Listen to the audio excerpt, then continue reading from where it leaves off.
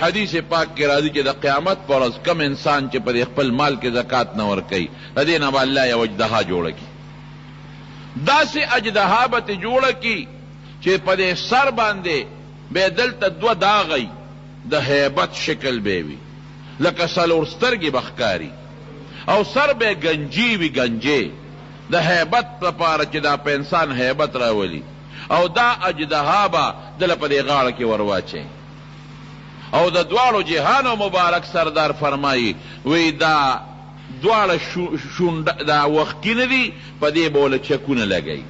دی وښکي له به هم ټک ورکوي او دی وښکي له به هم ټک ورکوي دې غاړه کې پرته ده خبرې به ورسره لابیلې کوي څه به وایي انا مالوکه زه ستا مال یم انا کنزوکه زه ستا خزانه یم هغه مال او خزانه چې زه د جمع کولم اوس ټینګ شراته زکات دې نه ورکو په ما کې تا زکات نه ورکو او د الله حق دې نه ورکو نو زه هغه مال او هغه خزانه یم د دواړو جهانو سردار فرمایي یاخذ بلهنمته دا دواړه وښکي به ترې نیسي او په دې به ټک ورکوي او چکونه به پرې لګوي نو چې مارم د آخرت مار شو او د الله د عذاب مار شو د هغې زهر به څونه خطرناکي او سوزش او تو به څومره زیاتي. مونږ خلق مال جمع کوو د خدای حق پکې نه ورکوو.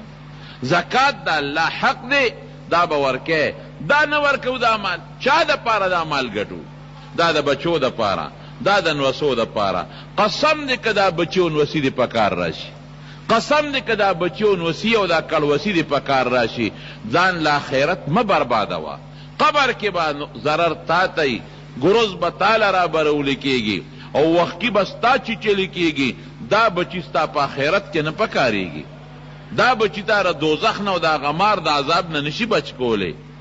زمونږ د خلکو یو سوچ دی مونږ دا وایو چیرې دا زکات او دا مال ما ورکه مونږ ته اصل کې جنت رستو دی او خدای مونږ ته رستو دی او دنیا راته مخکې ده بس مونږ الله نه خوشحاله بچی خوشحاله که دا زکات ورکم دا بچی به منار شي که دا زکات ورکم دا ښځه به مناره شي هلکه الله خوشحاله شو د الله رسول خوشحاله شو خدای او رسول خوشحاله کا نو مال او دولت چا بیان خو الله او د الله پروردگار سره دی الله سره دی تا به خدای چرم غریب نه کې او نه به د خدای پاک فقیر کې او نه به د الله ملنګ کې دله به خدای درکوي. زکات متعلق قرآن شریف کې الله فرمایي یمحق الله الربا ویربی الصدقات وی سود چې څوک کوي دا هغه مال به هلاکیږي او بربادیږي به برکت به پکې نه زکات صدقه چې څوک ورکوي مال به زیاتېږي. مونږ وایو دا زکات هم ورکه مال کم شو الله وی نیکبخته نه کمیږي نه کمیږي مال ګوره زیاتېږي ورکه دا مال دې زیاتېږي دا کمیږي نه. حضرت عثمان رضی الله تعالی عنه چې تاسو مونږ ورته عثمان غنی وایو واقعي غنی مالدارو مال ور سره دی لیکن مال زیاتیږي پس صدقه ورکوي زکات ورکوي نو مال زیاتیږي. مدینه منورې ته چې کله رسول الله مبارک هجرت وکړو صحابه ور سره لاړل نو د مدینې اوبه مالګیجنې وې یو څو کویان پکې خواږو باقي ټول کویان اوبه د مالګیجنې وې او هغه کم کویان چې خواږو نو هغې کې یو کوی داسې و چې د هغې اوبه ډېرې مزېدارې وې او خلکو به ترې اوبه راوړې خو هغه د یهودیانو د یو یهودي په قبضه کې و نو یهودي چې به کله غوښتل نو خلکو له به یې اوبه ورکول او چې کله به یې زړه نو اوبه به یې نه ورکول. مسلمانانو ته تکلیف و هغه باغ اوس هم شته بیر رومه ورته وایي د مسجد قبلتین سره داسې خوا کې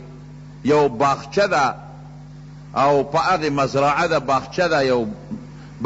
کجورو بوټي هم پکې دي د انګورو هم پکې دي هغې کې دننه هغه کوي دي زه په خپله ورغلی مس حکومت څوک نه پرېږدي پابندي پې لګولې ده خو مخکې زه ورغلی یم وردننه شوی یم لوی کوی دي نو یهودي چې به د چا خوا څوک به یې خوښ و هغه له به یې اوبه ورکوله چې څوک به یې خوښ نه اوبه به یې نه ورکوله. نبی کریم صلی الله علیه وسلم وفرمایل څوک به دا کوی والی د جنت په مقابله کې الله به وله جنت ورکړي حضرت عثمان رضی اللہ عنہ دا اللہ رسول دا کار بزو کم لاړ هغه یهودي ته وی دا کوی را باندې خرڅ کا هغه وی چې دا کوی خو ټول نه خرڅوم نیم به دا باندې خرڅ کم پیسې اوله د ټول کوی مقرر کړې لکه د ټول کوی چې څومره قیمت او اقمره قیمت به راکې خو نیم د باندې خرڅوم حضرت عثمان رضی اللہ عنہ وی زره جنت سودا کوم ارسو پیسې چې غواړې در کوم ډېره ښه د نیم کوی را باندې خرڅ کا نیم یې ترې واغېسته چې څنګه یې نیم واغېسته حضرت عثمان رضی اللہ عنہ راغی نبی علیہ السلام ته چې صاحب نیم کوی مې واغېسته او دا نیم کوی زما نه دی نه زما د بچو دا د مسلمانانو دپاره صدقه دی یهودي ته وی یو ورځ به ته تو به راوباسې یو ورځ به زه به راوباسم نیم ستا او نیم زما بیا بله ورځ به زما نمبري ته به نه راځې زه به اوبه راوباسم ورپسې ورځ به بیا ستا نمبري زه به نه درځم حضرت عثمان رضی اللہ عنہ په هغه خپله عیسه کې اعلان وکړه چې زما کومه ورځ ده نو چې څومره مسلمانان دي ټول راځئ او بغیر د پیسو نه د دې کوی نه وبوړئ یهودي خو به خرڅولې نو بیا به خلک د حضرت عثمان رضی اللہ عنہ په هغه نمبر کې راتلل اوبه به وړي او منګي او مشکونه به وړل د یهودي په ورځ څوک راتلل نه چې د هغه کومه ورځ یهودي وی دا مې څه غلطي وکړه ما خو نیم خرڅ که خو هغه خیراتي که نو زه خو په بیه خرڅوم او د هغه د هغې نه خلک خیراتي وړي نو بس خلک ځان د مشکونه او منګي ډکوي نو حضرت عثمان صاحب ته وی دا وکړه چې دا نیم رانه باقي مو واله